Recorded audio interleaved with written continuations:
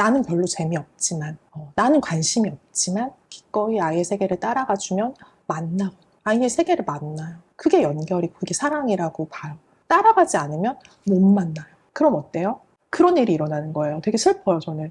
20년을 살아요. 같은 집에서. 근데 서로를 몰라. 밥 먹어? 얼른 자? 공부해? 네. 그것도 사랑을 한 거거든요. 근데 몰라. 같이 만나지를 못한 거죠. 그러니까 되게 슬퍼요. 안 친한 거예요. 20년을 같이 살았는데도. 그래서 그 사랑의 두 가지 차원? 너무 감동인데요. 비효율적인 시간을 보내면서 이 아이하고 사랑과 친밀감을 경험을 하고 그 시간을 우리가 충만하게 보낼 수 있다라는 거를 그것으로써 아이한테 사랑을 경험하게 한다라는 것 자체가 그러면서 아이의 세계를 만난다고 그 말씀이 저한테 너무 감동이에요. 저 지금 완전 감동받았어요. 네. 과거에 그 작가님의 언어 창고가 지시 확인 금지 명령으로 세워져 있음을 깨닫고 어릴 적 자신에게 상처가 되었던 말을 지금 아이한테 반복하고 있었다라는 사실을 알고서 네. 아차 싶었다고 하셨어요. 뭐 이러한 깨달음 이후에 아이한테 마음을 오롯이 전달하고 더 부드럽고 예쁘게 표현하는 말을 찾기 위한 말 연습을 시작을 하신 거죠. 일상에서 긍정적이고 다정한 말 습관을 꾸준히 유지하기 위해서 작가님 본인이 실천하는 특별한 노하우나 마음가짐이 있다면 무엇일까요? 자존감은 그냥 자기가 자기 좋아하는 힘. 나는 소중한 존재야. 나는 내가 좋아. 그렇게 말할 수 있는 힘인데 누가 계속 좋은 말 해주면 돼요. 긍정적인 말은, 그러니까 부정적인 말을 들으면 자존감이 떨어지죠. 부정적인 경험을 하면. 뭐 예를 들면 하다못해 시험도 계속 애가 뭐 꼴찌를 해요. 빵점을 맞아요. 그럼 걔는 떨어지죠. 나는 못하나 보다. 나는 이 모양일까? 이렇게 되는 거죠. 그러면 공부해가지고 연습시켜가지고 얘가 이제 100점 맞고 잘하는 경험을 하게 되면 회복이 될 수 있죠. 성공 경험을 계속 갖게 되면. 부정적인 그런 경험들을 계속 아이에게 갖게 하지 않으려고 하잖아요. 근데 마찬가지거든요. 말도 계속 부정적인 말을 하면 그거를 상쇄하는 무언가가 채워져야 돼요. 너 잘 되라고 하는 말이야. 라고 아이에게는 그게 손상이 되는 거죠. 나는 별로인가 보다. 나는 왜 이 모양일까가 되는 거죠. 그래서 그 긍정적인 피드백이 중요한데 그런 질문을 하세요. 잘하는 게 있어야 칭찬을 아, 그치. 칭찬을 하지 말고, 그러니까 칭찬은 이제 결과에 대한 거거든요. 그쵸. 그럼 좋은 결과를 냈을 때 받을 수 있는 거예요. 이제 조건화 되는 거죠. 이제 그런 것보다도 더 강력한 게 무조건적인 거. 잘하건 잘하지 못하건 엄마한테는 네가 제일 소중한 존재야. 네. 저희 애들 계속 물어봐요. 누가 더 좋냐고. 내가 더 좋다 그랬잖아. 네가 더 좋아. 이게 잘 안 가려져. 그렇게. 계속 확인받고 싶은 거죠. 자기 존재를. 근데 그럴 때 그게 조건화돼 봐요. 내가 잘할 때는 우리 엄마가 나를 사랑해주고 잘하지 못할 때는 사랑받지 못한다면 얘는 잘하기 위해서 자기 존재를 증명해야 되는 거예요. 슬프잖아요. 근데 우리가 다 얘가 잘하지 않아도 사랑하거든요. 부모는. 그걸 전해주는 거죠. 그래서 그냥 눈 뜨자마자 좋은 말. 너무 닭살스럽다고 하는데 저는 그냥 눈 뜨자마자 저희 아들은 저한테 안기거든요. 그러면서 하는 말이 있어요. 10,000번을 안 와도 부족해. 미치겠어, 걔 때문에. 초등학교 5학년이거든요. 10,000번을 안 와도 부족하다고. 근데 좀 나가면 또 안 돼. 친구 놀러 오거나 절대. 다른 사람처럼. 되게 의젓한 척. 그렇게 하는데 나 제일 사랑한다고. 엄마 저 제일 사랑해. 그런 것들이 쌓여서 그 자기에 대한 자존감만이 아니라 자신감 그런 것들이 생기는 것 같아요. 아이의 존재 자체를 인정하고 사랑해주는 그런 게 필요하네요. 친구 관계 때문에 고민하는 아이들이 많죠. 그래서 막 갑자기 학교 가기 싫다, 뭐 친구랑 뭐 어땠다, 뭐 어떻게 해야 될지 모르겠다. 그래서 뭐 그냥 참기만 하거나 혹은 욱해서 의도치 않은 더 큰 갈등을 일으키기도 하거나 뭐 문제 상황이 일어나기도 하거나 그러는데 우리 첫째 초등 자존감 수업에서 친구 관계가 자존감에 큰 영향을 미친다라는 이야기가 있어요. 그래서 아이가 자존감을 지키면서도 관계도 잘 가져갈 수 있게끔 하는 방법이 있다면 어떤 것이 있을지. 우리가 이제 친구 관계가 특히 어려운 이유가 통제가 안 돼요. 그러니까 학습은 명료하죠. 뭐 얘가 분수를 못하는구나. 그러면 분수를 공부를 시켜야겠다. 그 외주도 돼요. 뭐 학원에 보낼 그쵸. 수도 있고, 선생님 붙일 수도 있고, 내가 음마표로 할 수도 있고. 근데 이 친구 관계는 이게 모호해요. 얘가 얘한테 이렇게 했을 때 그 친구가 어떻게 반응할지 예상이 안 되고, 또 어디 속 터놓고 말할 때도 없죠. 외주를 줄 수도 없고.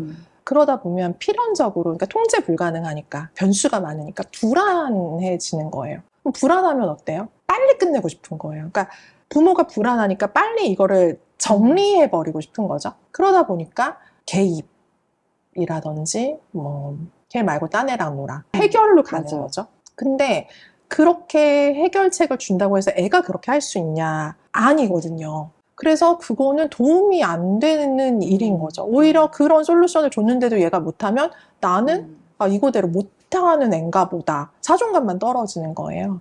그래서 가장 이제 확실한 거는 내 감정에, 감정이입하지 말고, 아이 입장에서 아이 맥락을 따라가 주는 거. 그러니까 너는 어떻게 하고 싶어? 그 친구랑. 그 친구가 그렇게 미운 소리 해서 걔랑 안 놀고 싶어 앞으로? 앞으로 잘 지내고 싶어? 물어봐 주는 거죠.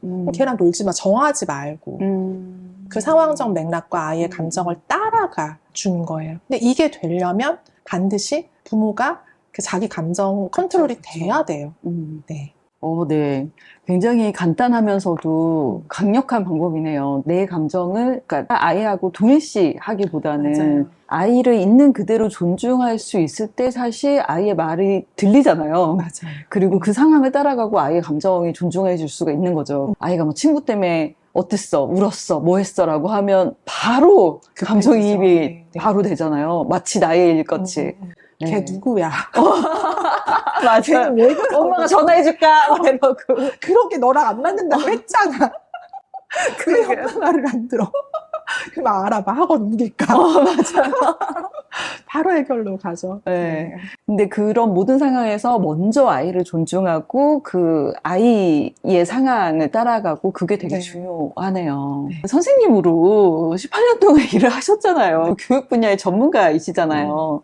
네, 아이의 습관을 변화시키는 5가지 말연습 중에서 특히 공부 습관과 관련해서 숙제가 많다는 아이한테 너 엄마 위해서 공부하니? 우리 이런 말 진짜 많이 쓰잖아요. 그러면서 죄책감을 아이한테 좀 심어주죠. 그리고 조언이 이 책 안에 있잖아요. 그래서 초등학생 자녀의 공부에 대한 동기를 부여하고 좀 긍정적인 학습 태도를 길러주기 위해서 꼭 기억해야 할 말과 태도는 무엇이 있을까? 궁극적으로 공부는 이제 애가 하죠. 좋은 습관을 만들어주는 줄 필요는 있는 것 같아요. 특히나 독서 습관. 또 하루 뭐 한 장 공부 습관, 양치 습관처럼 그게 이제 습관이 되면 그 다음부터는 힘들이지 않고 할 수 있기 때문에 근데 그 습관을 만들기까지는 저절로는 안 되는 거죠. 저항이 있죠.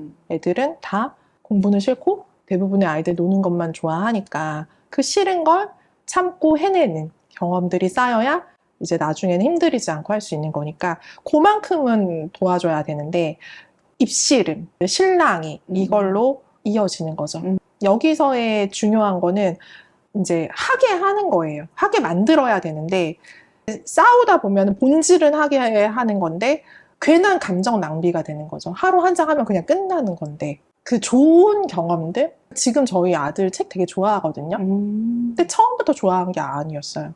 이번에 처음으로 무슨 심화 문제집을 풀었어요. 오, 네. 근데 하고 그러니까 이것도 되게 저항이 심했죠. 사람 봐가면서 하잖아요. 원래 이제 심화 풀 단계가 아니어서 안 시키다가 이제 풀어도 되겠더라고요. 암산도 되게 잘하고 하니까 심화 문제집을 풀게 했는데 아니나 다를까 너무 어렵다고 그거를 한 권을 다 풀고서는 자기가 이제 느꼈어요. 실력이 늘었다는 걸 느끼는 거죠. 와, 네. 쉽게 풀리니까 전보다. 네.